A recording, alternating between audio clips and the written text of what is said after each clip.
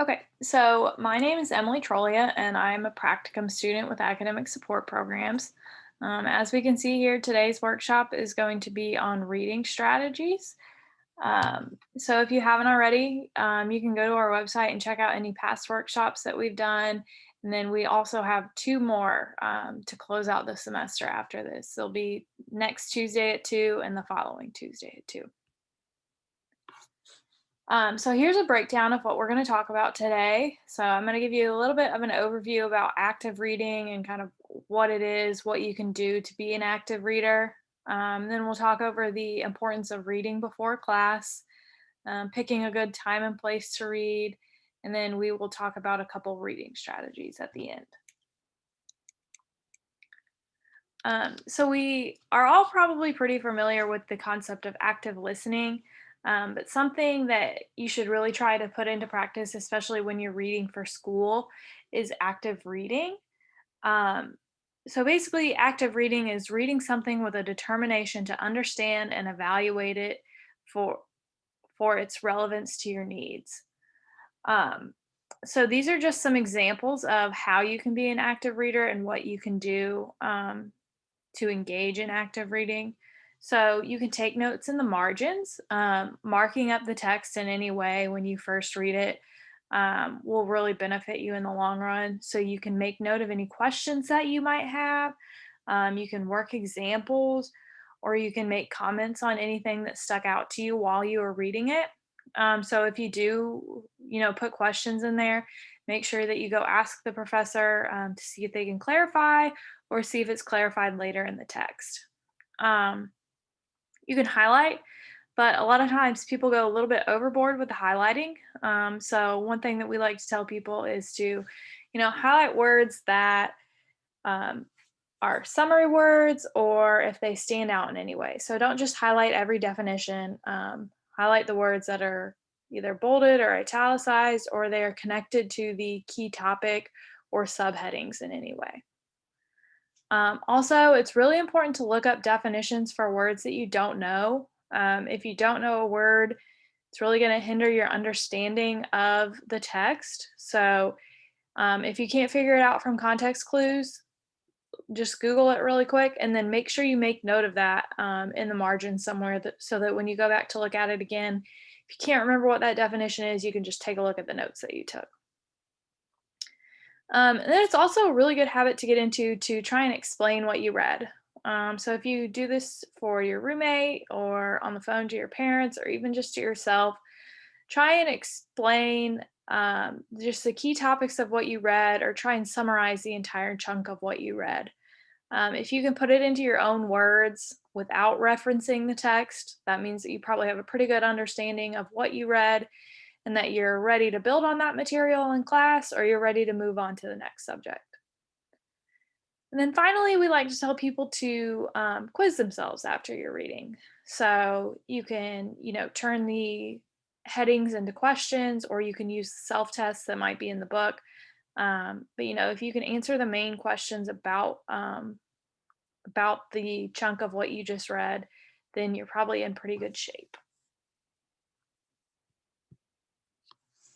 Okay.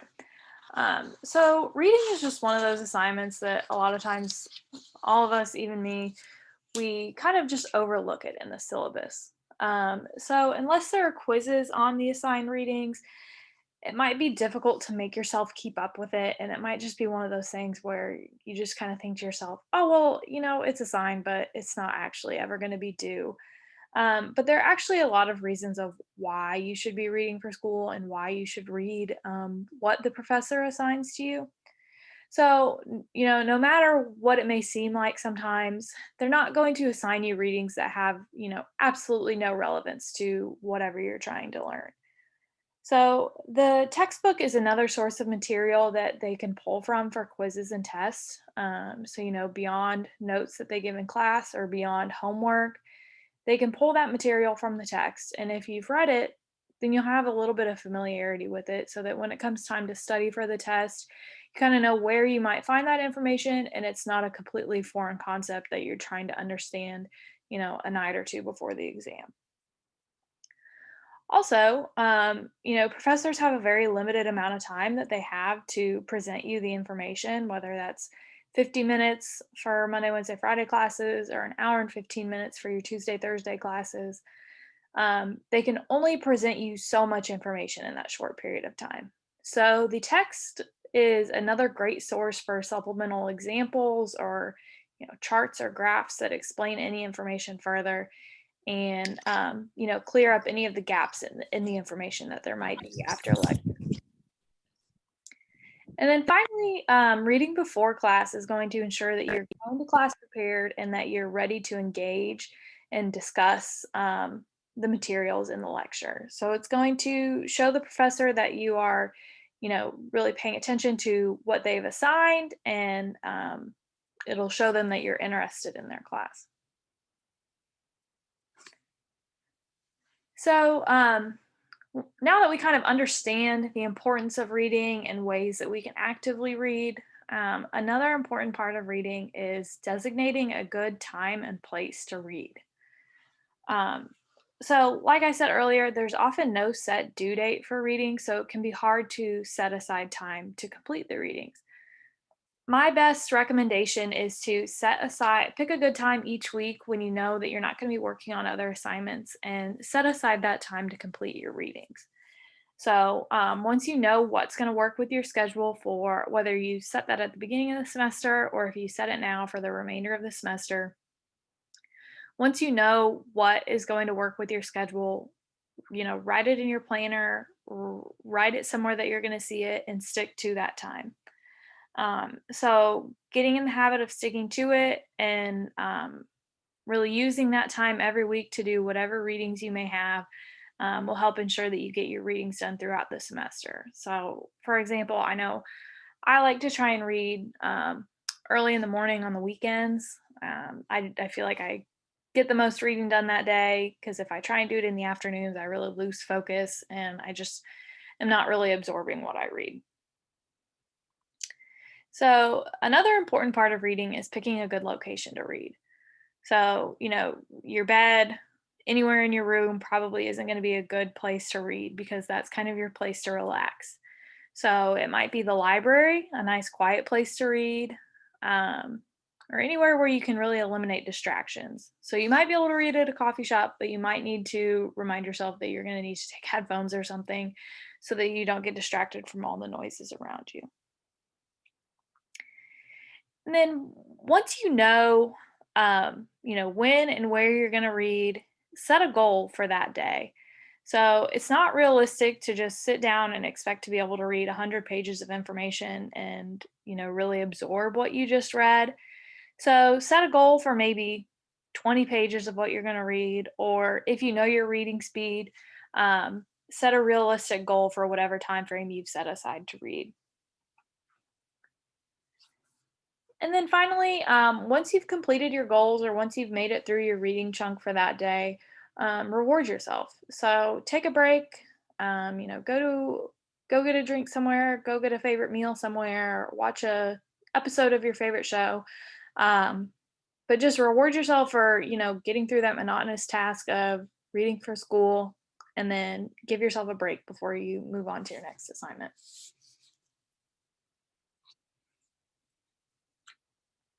Okay, so next we're going to talk about a couple of different strategies.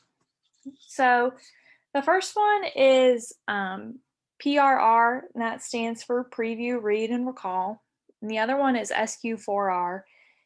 So that's Survey, Question, Read, Respond, Record, and Review.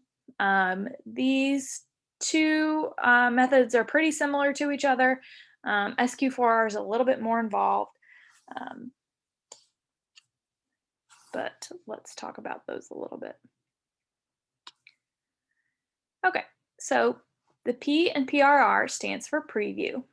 So before you even start reading, you want to get an idea of what exactly it is that you're going to be reading, how long it is, what it's about, and what it kind of looks like. So just skim the readings, take a look at the charts, titles, subheadings, maybe read the summary or read the introduction. And then once you have an idea of what it's about and how long it's going to take you to read it, um, so plan ahead and set aside that amount of time to read the information. And then next, once it's time to sit down and read the information, actively engage in the reading. So take notes in the margins, like I said, underline keywords or phrases, highlight things, work examples if you need to, and just kind of read it in manageable chunks. So don't force yourself to read a whole 20 to 50-page assignment in one sitting. Break it down into chunks to where you can actively read it and really focus on the main topics without losing focus and getting to the point where you're rereading the same sentence 5 times in a row without understanding what it's saying. And then finally, recall. So like we said, try and quiz yourself after the readings. So if there's no questions in there, or if you don't have any quizzes about the topic, um, a good way to quiz yourself is to turn each heading into a question. So if you can turn the heading into a question and answer that question, then you probably have a good idea of what each section is about. And if you can do that for each section of what you read, then you're probably good to go to move on to the next reading or the next section. But if you can't answer the question, maybe go back to that section again and review it and see if you can answer the question the second time around. Okay, so the next one is SQ4R. So since it's a little bit more involved than PRR, I will start out with a video.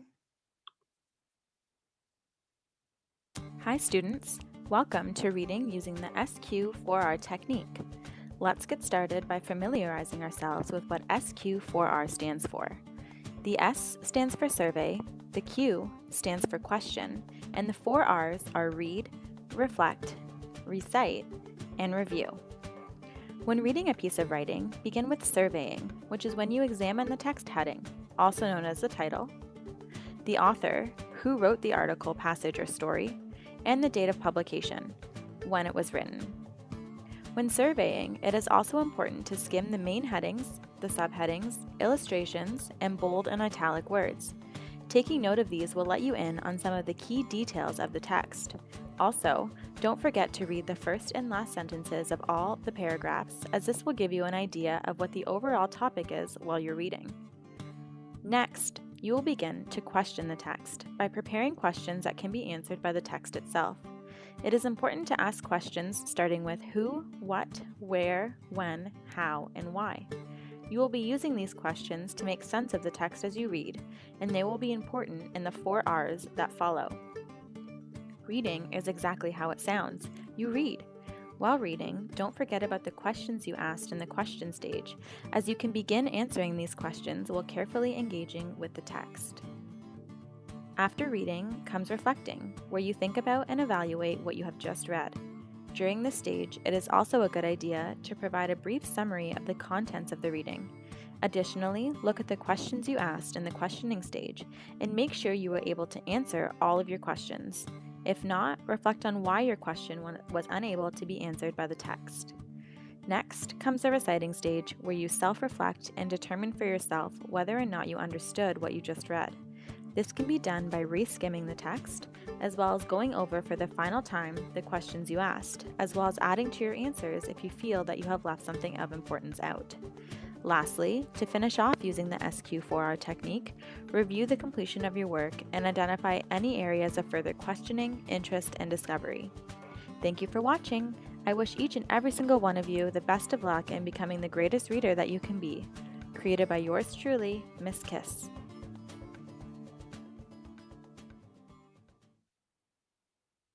Hi. Okay, so as you can see, it's pretty similar to the PRR method, just a little bit more involved with a couple more steps added in. So the best way to go about SQ4R is either to break the reading down into paragraphs or smaller chunks. So if it's a short reading, it's probably more realistic to break it down by paragraph. But if it's a little bit of a longer reading, you could break it down by section. Um, so for survey, read the introduction, read all the headings, subheadings, charts, graphs, any notes that are added, and then go through and read the summaries and conclusions that are at the end of the chapter, and maybe check out the review questions that might be included.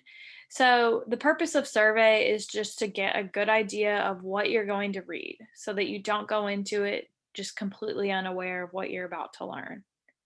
Um, so next for question, before each section of what you're going to read, so however you've decided to break it down into chunks, um, so we'll say you're going to break it down by each subheading.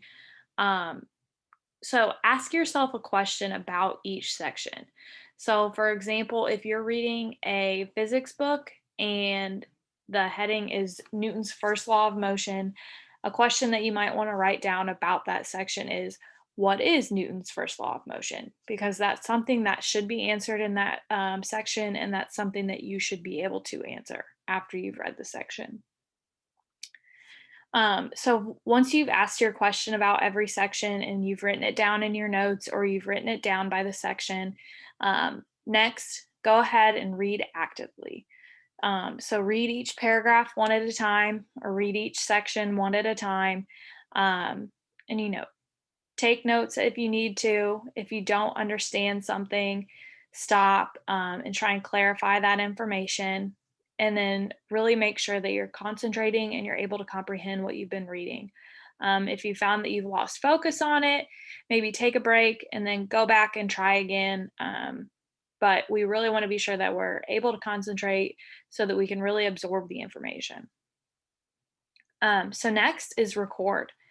So you should be recording answers to each of the questions that you asked. So these answers should just kind of highlight the um, key point of that section and really, I guess, kind of gather the main ideas or the supporting details for that section. And then next, recite. So you don't necessarily have to recite it in complete sentences, but you should verbalize that information or write it down and make sure that you have answered the questions that you asked at the beginning of the section. That's really the big one here. The reason why we ask the questions is so that we can read the information and understand it to be able to answer it after the fact. So, in this record and recite steps, really make sure that you have answered that question. And if you can't answer the question, like we said earlier, just go back and read the information again. And then finally, review. Go over the answers, go over any questions that are in the text, review all the notes that you took. And then if there's anything else that you don't quite understand, maybe now's the time to go back and review that information. Um, you could, start trying to make a study guide, or really just try and figure out how that you're going to apply this information to the homework or the quizzes in your class.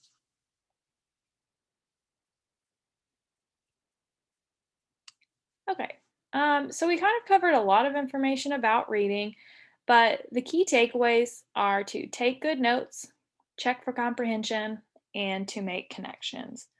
So, like I said at the beginning, don't be afraid to mark up the text, work examples in it, underline the key points, highlight all the main topics or their subheadings, and just make sure that you've made note of all the key terms or definitions that are highlighted. And the next, check for comprehension and check frequently. So ask yourself questions that are presented or answer the questions that are presented in the text. Turn the headings into questions and see if you can answer those, or take any of the self check quizzes that might be in the book or any quizzes that might be at the end of the section. And then finally, another important part is to just try and make connections. So this is going to be through making study guides or making concept maps. We did a concept map video a couple weeks ago, and we just talked about how the more connections you make between the subtopics and all the information that is detailed in the subtopics, the better understanding you'll have over the main idea as a whole. So, just try and draw out a concept map of the entire chapter and then just make as many possible connections as you can. And, like I said, the more connections you make, the better understanding that you probably have um, of the material that you just read. Okay. So like I said before, all of our past workshops are on our website or on our YouTube channel. So be sure to check those out. And then we're going to have two more test prep workshops before the end of the semester.